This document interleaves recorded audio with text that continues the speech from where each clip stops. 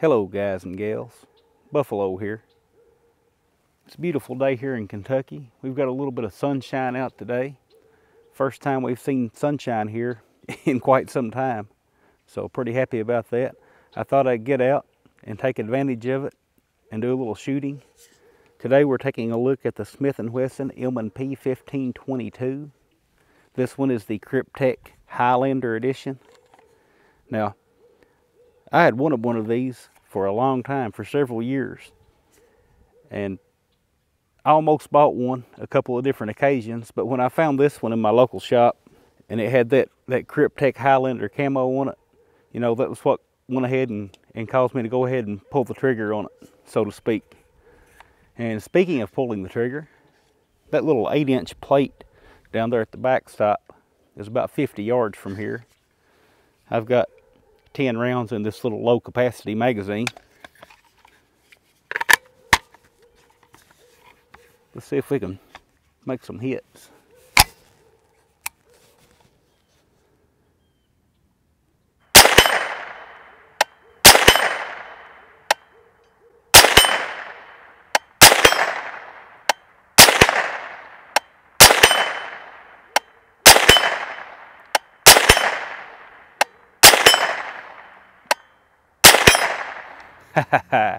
All right, that's what I'm talking about. I'll go ahead and roll in some close-ups here and talk about some of the features of the gun a little bit before we do any more shooting. So let's go ahead and get started.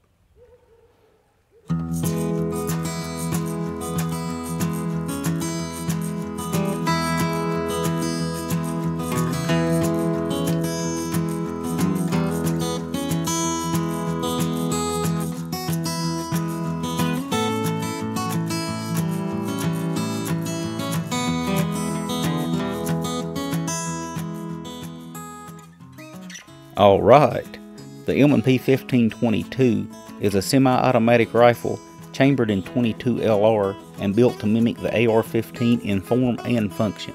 Now, it's not exactly the same as an AR-15, but it's about as close as you can get in a dedicated .22 LR chambered rifle. The trigger is even the same and can be swapped out with any other mil-spec AR-15 trigger. Just remember to use the proper pins, as the polymer receiver is a little bit wider. The safety is in the same location as you're used to, as is the bolt release. You'll also find the magazine release and charging handle exactly where you would find them on your AR-15. The 10-inch handguard on this model accepts M-LOK accessories. I've attached the 2-inch long 1913 rail that came in the box with the gun, and a GI style mag pull sling swivel I picked up from Midway USA because sometimes I do carry this rifle on a sling, and the 6th position buttstock has a built-in sling loop. I also added a Sig Sauer Romeo 5 red dot that co-witnesses with the mag pull flip-ups that came on the gun. I haven't made any other changes to it and don't really see any need to.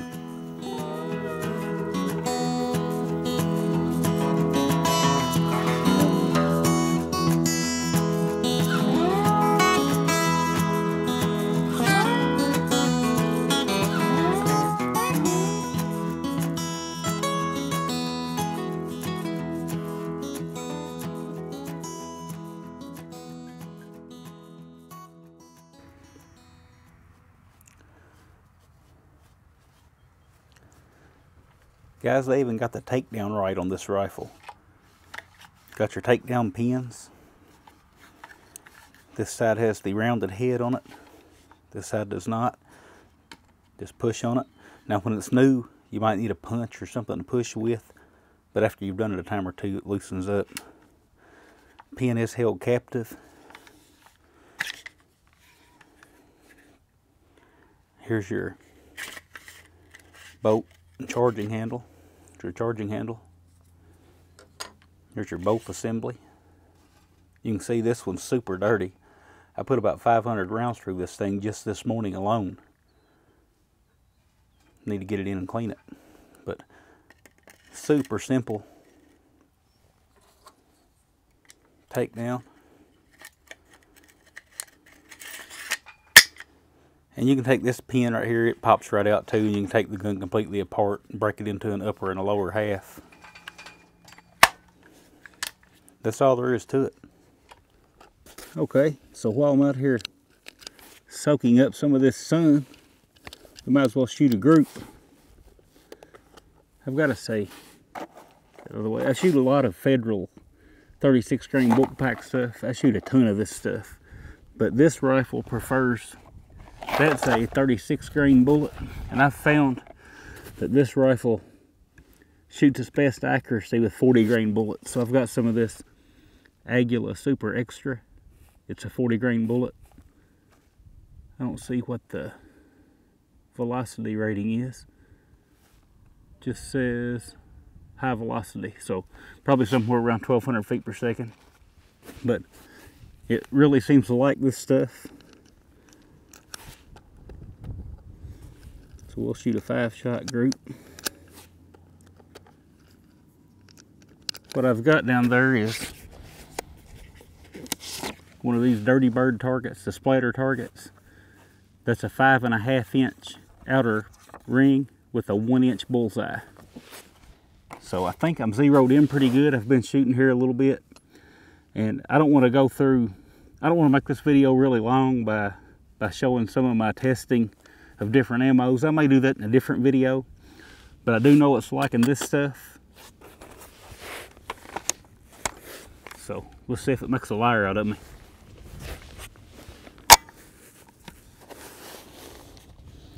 I've got a camera down there on the target. That way you guys can see where I'm hitting.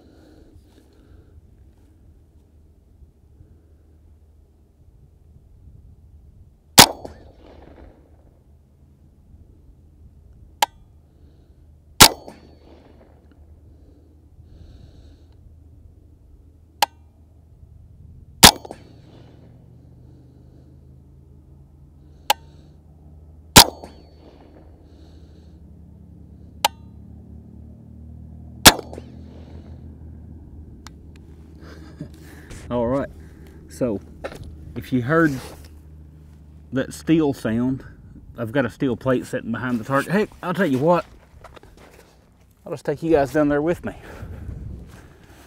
I usually kind of edit this stuff out just to keep the video short, but let's take a walk. You guys counting my steps? Think this is really 50 yards, or am I pulling your leg? It's not as 50 yards, guys. I've marked this off so many times doing this shooting. I know exactly where my yardage marks are. So we are at 50 yards. There's my second camera. Let's go ahead and turn that bad boy off. And hey, pretty good looking group.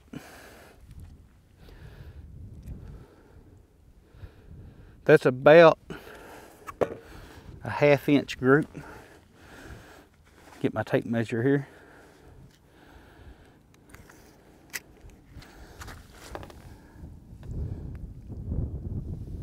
Yeah, that's about a 1/2 inch group. So I guess you'd call that MOA. 1 inch at 100 yards is approximately an MOA group. So a 1/2 inch at 50 would be approximately a minute of angle. So not bad. Let's move on. Guys, I'm still looking at that group I shot. That's pretty good. That's probably one of the best groups I've shot from this rifle. I don't want you to think that that's just a typical group. I had to try a lot of different ammo and things to get that shrunk down. I'm using a 2 MOA red dot, which means it covers 2 inches at 100 yards. So that dot covers up 1 inch at 50 yards. And I was just putting that dot, it matched this 1 inch dot just perfectly. I was just holding it right on there. So, you know, maybe typical for you, but that's a pretty good group for me out of this gun combination. Lay that over there to the side. This rifle does have a 16.5 inch barrel with a 1 in 15 twist rate, which is probably why it really likes that 40 grain stuff. Most rifles, most 22 long rifles are, I think, 1 in 16 twist rate these days. So 1 in 15 on this one. It weighs about 4.5 pounds, and a lot of people use this as a trainer for their AR-15 as I mentioned earlier in today's video. But this little rifle is just a great standalone rifle. This will be a great .22 rifle to own if you don't own an AR-15 and never plan on owning one. Still be a great rifle to have around. It's a great little game getter, squirrel getter. We've put a lot of squirrels on the table with this thing. I bought it back in October, and I really wanted to get some use in it before I got it on video. So we've used it a bunch, and it's been reliable. I can't think of any particular ammo that gave me problems as far as reliability goes, and that makes it nice because you can focus on testing ammo for accuracy rather than trying to figure out what'll run in it. Anything high velocity runs good in it. CCI standard velocity runs good in it. It's just a well-made gun. I've got a Ruger 1022. You guys have seen it, and this thing is right on par with it as far as being my favorite .22 semi-auto rifle. So, you know, that's pretty strong words to say. The only downside, and it was the same with this Smith and Wesson M&P 22. They only give you one magazine. You know, for a gun that's supposed to be used as a trainer gun or advertised as that, it'd be nice to be able to get it out of the box and start shooting and practicing changing out magazines. They should at least give you two. And another thing, these mags want to nosedive. When you put your ammo in, they'll want to sit like that, and you just have to kind of work with it and jiggle with it to get that ammo to stand up there like it's supposed to, like that. Other than that, I've got no real complaints with the rifle. It does really good. We'll shoot it a little more here and close this video out. Now this thing's shipped with a 25 round magazine. They also ship them with the 10 round mags. And I've even seen 50 round drums available online. I don't know how well those work.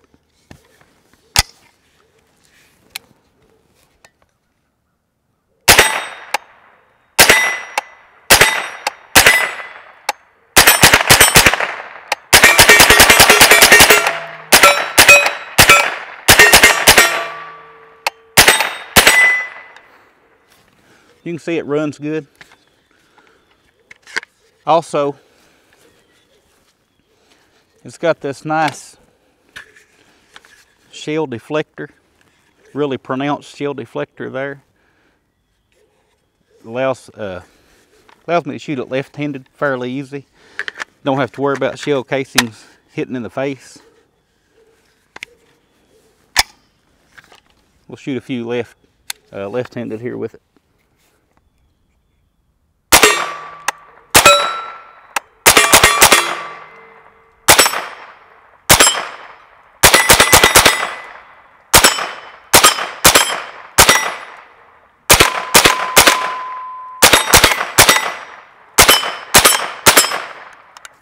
So it's been really reliable. That's really all I can say about it. It's just a good, reliable, fairly accurate little handy rifle to have around. Guys, if you enjoy gun videos, enjoy supporting gun channels, go check out my buddy over at the Magnum channel. I'll have his video or his channel linked in the description below. Go give him a sub. YouTube's really putting a hurting on pretty much all channels, but seems like gun channels and stuff especially. A lot of guys that don't have the required amount of subscribers yet are going to lose their partnerships. Maybe, I think the 20th, so maybe that have already happened by the time you see this video. But if you'll go help him out, I think he's only got a couple hundred subscribers. Young guy, does a lot of shooting videos. But also, my social media accounts are linked in the description as always. I always put those in there. Support on Patreon is always appreciated. You guys that came over there, I can't say thank you enough. But that's all I got today, guys. I'll talk with y'all again soon.